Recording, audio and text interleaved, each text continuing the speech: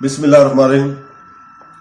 دوستوں، بہنوں، بھائیوں، آج ہم ان خوش نصیب جن کو ان کی زندگی میں حضور پاک صلی اللہ علیہ وسلم نے جنت کی بشارت دی تھی، ان میں سے سعد ابن ابی وقاص رضی اللہ تعالیٰ عنہ کا ذکر کر رہے ہیں۔ حضرت ابو اسحاق سعد ابن ابی وقاص رضی اللہ تعالیٰ عنہ کی کنیت ہے۔ وہ اسلام قبول کرنے والے تاریخ کے 7ویں فرد ہیں۔ آپ کو بلال رضی اللہ تعالیٰ عنہ کی غیر موجودگی میں 3 مرتبہ اذان دینے کی سعادت نصیب ہوئی۔ وہ پہلے خوش نصیب شخص ہیں جس نے اللہ کی طرف سے تیر چلایا۔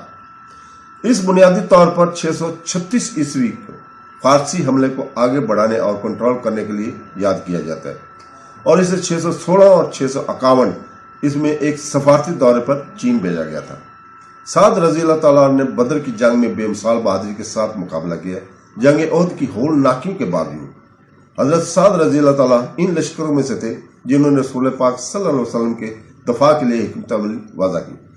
وہ احد کے شیر کی جنگ کے لیے بھی کہا جاتے ہیں۔ سعد نے مدینہ میں قیام کے دوران محمد صلی اللہ علیہ وسلم کی قیادت میں تمام جنگوں میں حصہ لیا۔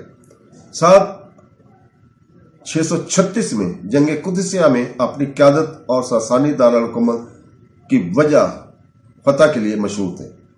حضرت سعد بن ابی وقاص رضی اللہ تعالیٰ سے روایت ہے کہ آپ صلی اللہ علیہ وسلم نے فرمایا کہ تم جو کچھ بھی اللہ کی راہ کے لیے خرچ کرو گے اس کا اجر تمہیں ملے گا، چاہے وہ ایک لقمہ ہی کیوں نہ ہو جو تم اپنی بیوی کے منہ میں ڈالو۔